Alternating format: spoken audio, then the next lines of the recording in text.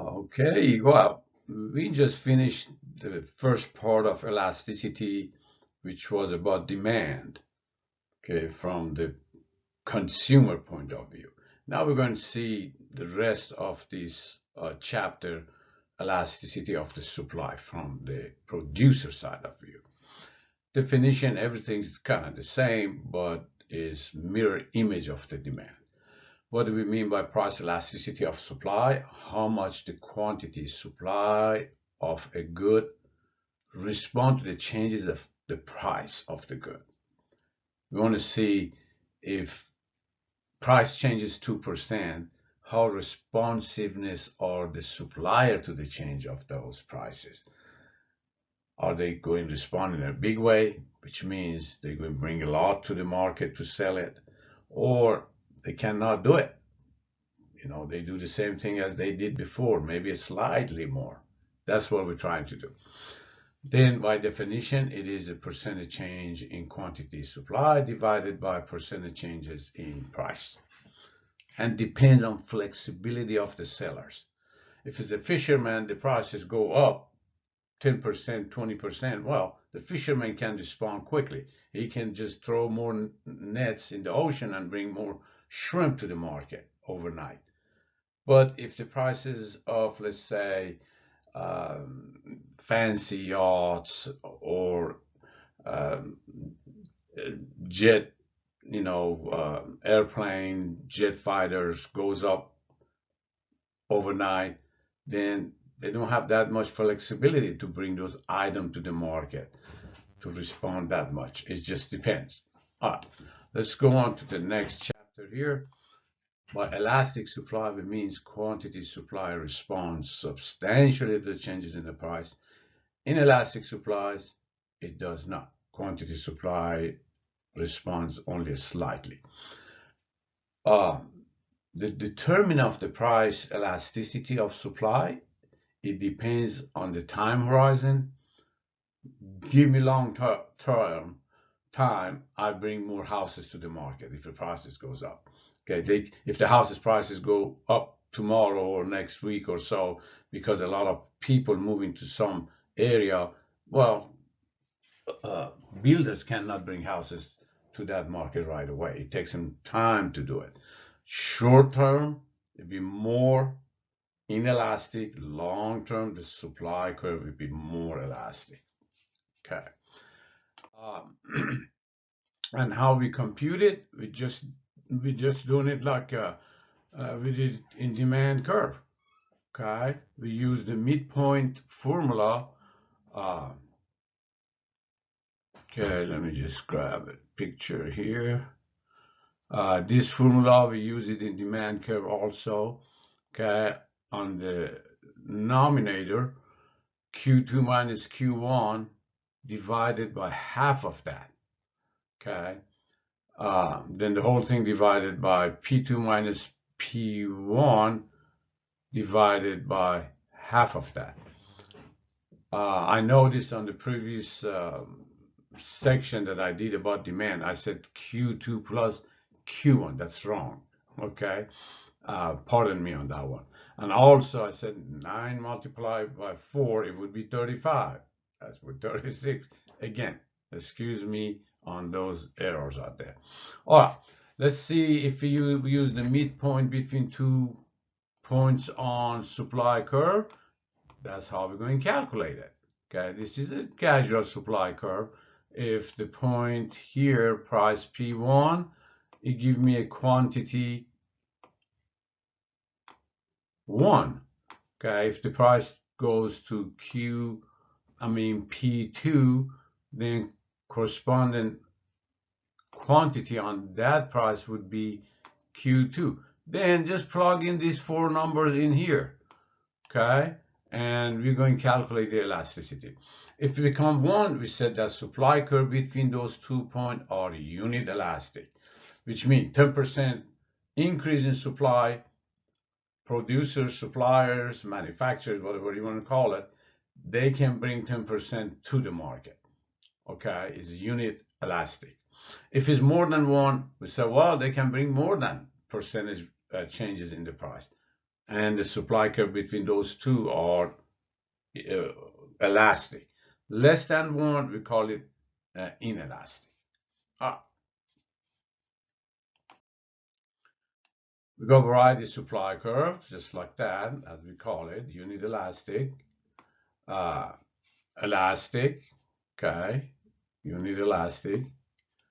Let me get my pointer going here. It's time to quit. Okay, unit elastic, elastic supply curve, and inelastic supply curve.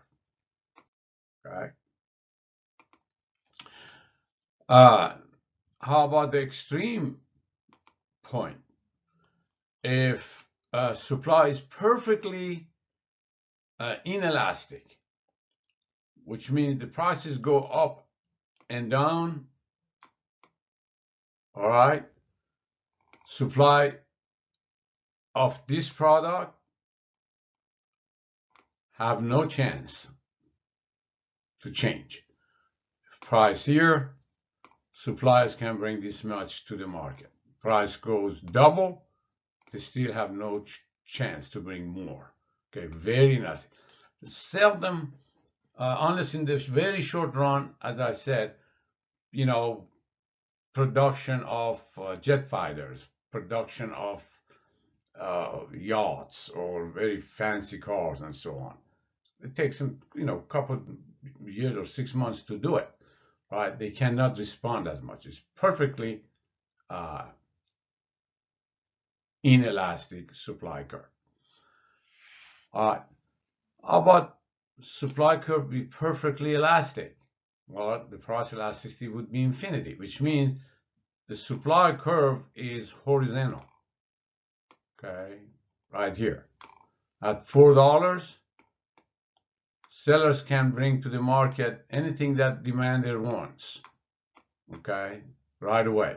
They're very, very flexible. What kind of commodity that could be?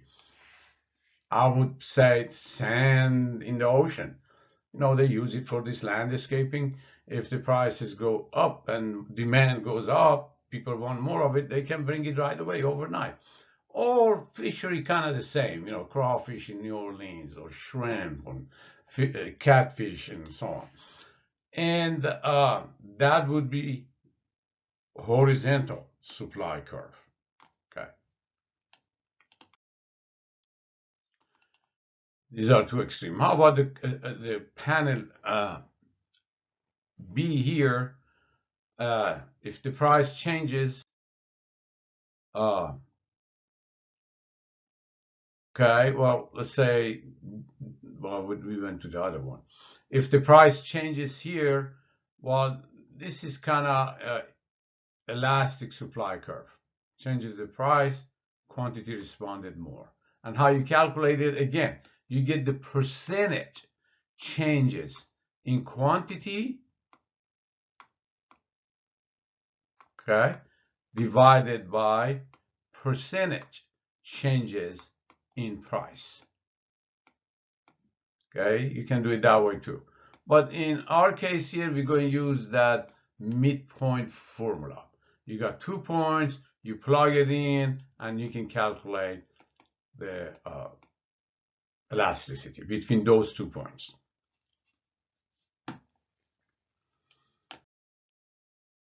Again, this is the extreme case when the demand curve, supply curve is perfectly elastic, which is horizontal, at any price above the 4, quantity supplies is infinite. At any price at 4, producer will supply the quantity. Okay, anything they want, they can bring it in. Okay. And panel A, between these two prices, 4 and 5,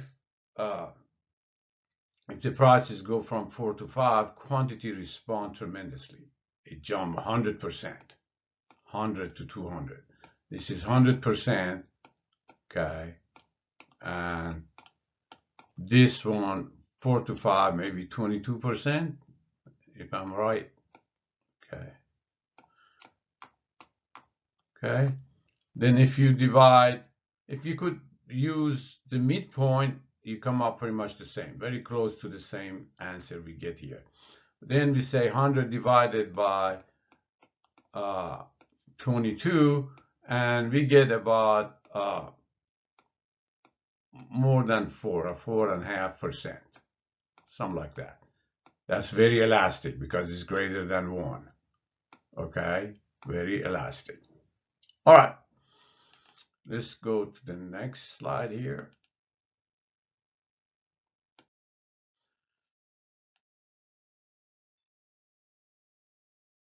Supply curve, different price elasticity at different points. Okay, points with the low price if the curve is linear. Okay, let's say the supply curve is linear.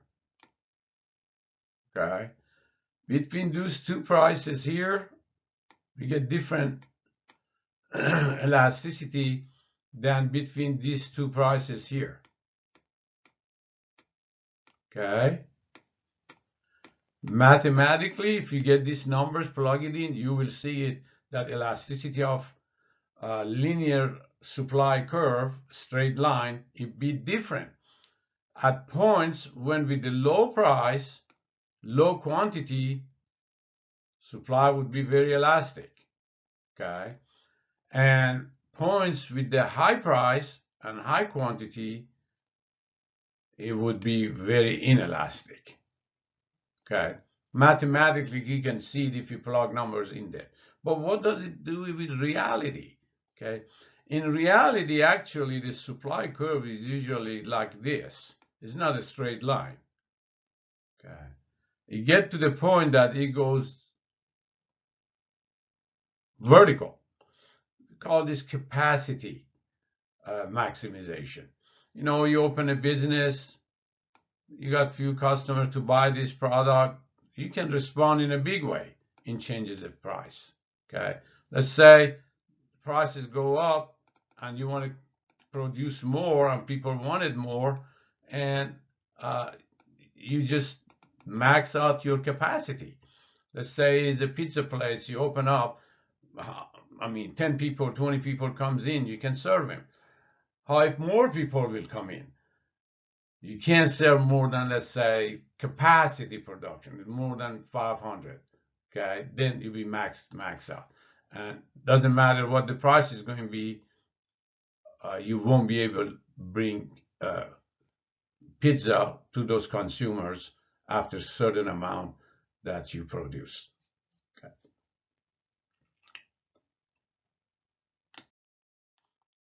okay? That was the case here. On the low price,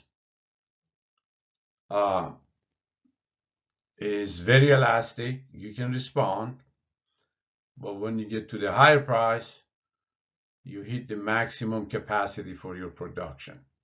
Okay, whatever price be higher, you won't be able to bring any more. Okay, at these prices here, then that's it, you max out. Okay, here it says because firms often have a maximum capacity of production, the elasticity of supply may be very high at low price and low quantity. Okay, and where we reach to from 3 to 4, we respond in a big way. Okay, you can mathematically see it. We jump 100% if the price goes up like 30%. Okay. By contrast, when the price rises from 12 to 15, you already reach your max capacity. Supply is smaller than 22% increase in price, and supply curve become inelastic. Okay, all right.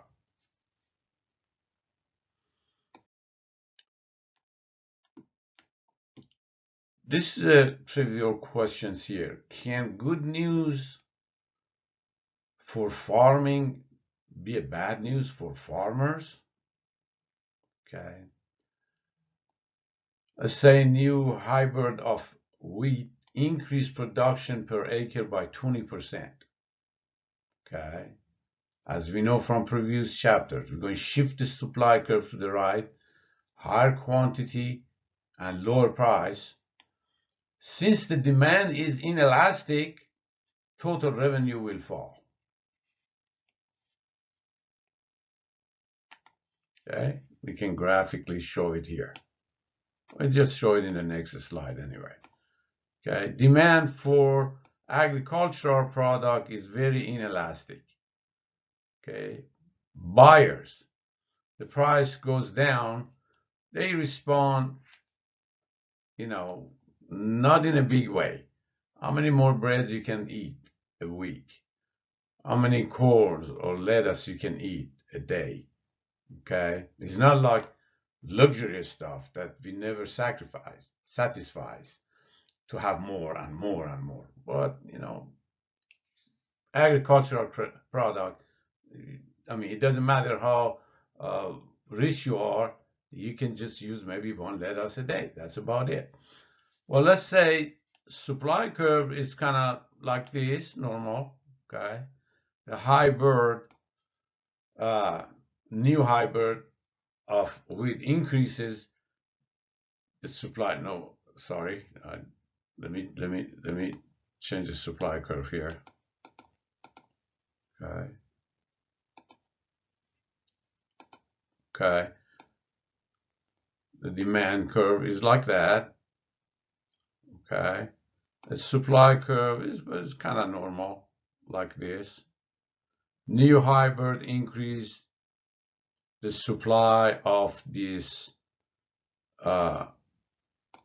agricultural food, wheat, for farmers. Well, they're going to shift their supply curve to the right.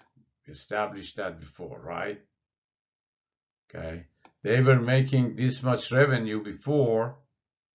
Okay. Price multiplied by quantity. Now, if the price go lower because the advancement of technology, their total revenue will go and shrink. Okay. Let's look at this in the next chapter here.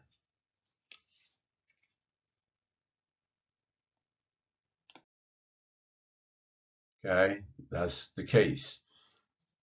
The blue supply curve, okay, and demand, the price of bushel of the wheat is going to be $3 per whatever unit it is, and the technology advances shift the supply curve to the right. This is going to be new equilibrium. Price goes down, okay, from 3 to 2 in a big way. Quantity does not go as much. Okay, maybe 7-8%. Here we're talking about what? 33-40%. Okay. Their income, okay, their income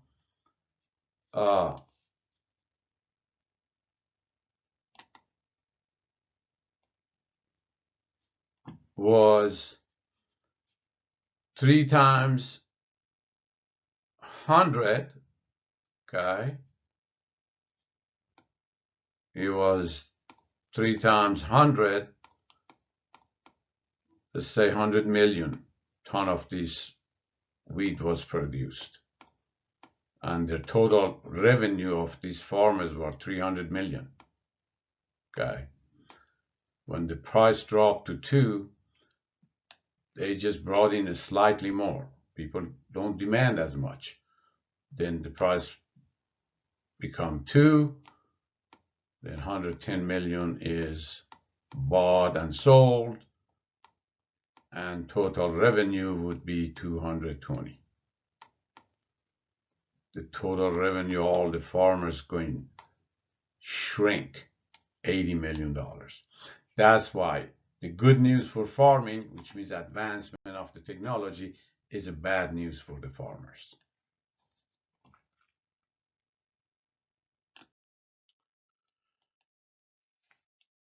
OPEC, in few occasions, 1973, 71, and these are countries that producing oil, okay? And they have a cartel called OPEC, Organization of Petroleum Energy of this country, okay? They gang got together back in 73, okay? They want to lower the production of the crude oil to raise the price, make more money. Of course, they did it. They could do it in the short run because the demand for gasoline in the short run or for any kind of petroleum product is going to be very inelastic. People cut off in moment, and they cannot decrease their consumption of petroleum product, whatever it is, gasoline, for example. They have to go to work, they have to go to school, and so on. It was a big line on gas station. People started rushing to fill up their gas before they go higher, and so on. And in the short run, they did make a lot of money. They took advantage of it. But in the long run, the demand curve for these products is flattening up. It got more elastic. People switch if they had time, a few months, so on. They sold the big cars, they're switching to a smaller car. Some of them just get rid of the cars and started using public transportation. School students using bicycle going back and forth, and the consumption went down. Then the total revenue of those oil cartel, OPECs, fell. And then it started breaking out their monopoly on that and competing again. Okay, let's show it here. Then in the short run, supply and demand are inelastic. In the long run, they become very elastic. Okay, let's just show it here. On panel A, this is the short run. Okay, let's say before they cut down the oil supply, they were making this rectangular area. Okay, that was their total revenue. When they raised the price or cut down the supply, which makes the supply curve shift to the left, see that revenue went up quite a bit. Okay, they lost this part here, but they gained this part here, this area. They make a lot of money. You're talking about billions and billions a week, right? But in the long run, panel B, it flattened out. Okay, then they couldn't sustain that profit that they were making. Okay, actually, if they lower the price, they're going to make more. Okay, that's why they started competing. Okay, it's another example that we can use the application of elasticity in a real business world. Okay, let's go to the next one. How about drug interdiction and or drug versus drug education? Okay, well, we know cigarette smoking is bad, okay, and now we want to somehow decrease it. Or drug addicts, they cannot quit on their own, okay. The demand is very inelastic. No matter what the price is going to be, the drug addicts gotta have the drug. Heroin addicts, meth or whatever. And there's two ways we should combat this phenomenon here. Either fight the suppliers, catch them, Chapo, put them in jail, but another cartel will come up because it's very lucrative. They don't pay tax. There's no market. There's no nothing to control this. Okay, they can charge anything they want to, and addiction is a big problem. And those people cannot quit. They gotta have it. How are we going to show this in our model? Okay, if we get more federal agents come to go of fight with these drug lords, war on drugs, okay?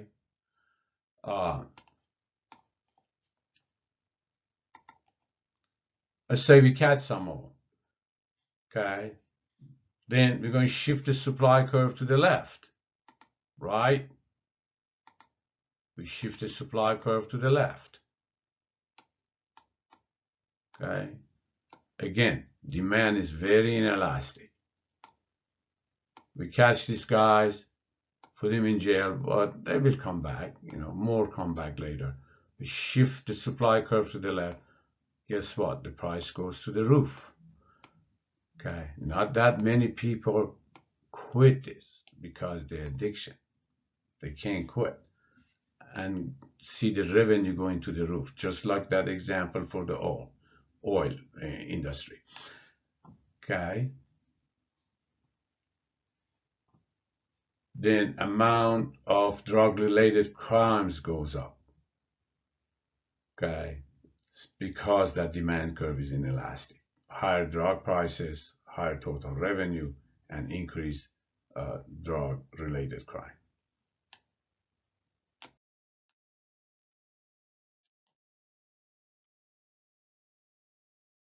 The other way to combat this problem is educate these drug consumers, users.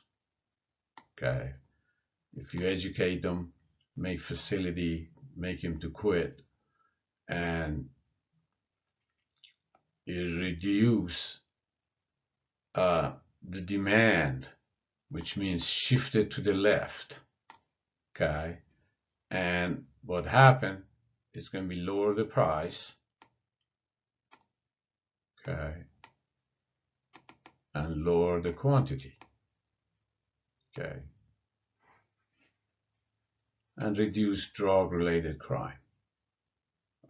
If you're a policymaker, you have two choices to do this. We went to war on drug before, and it didn't show a good result. Then we kind of switching, into mental health educations for these drug users. Bring them to the good facility to make them quick and quit on their own and so on. It might end up with a better result here. All right, let's go to the next one. That kind of shows those two examples we just talked about. You just go over here and read, drug interdiction reduces the supply from S to S2. S1 to S2, but the prices goes up from P1 to P2. Okay, drug dealers make more money. Okay, how about shifting the demand curve to the left? Lower the price and lower quantity of users of these drugs. Okay, let's see here.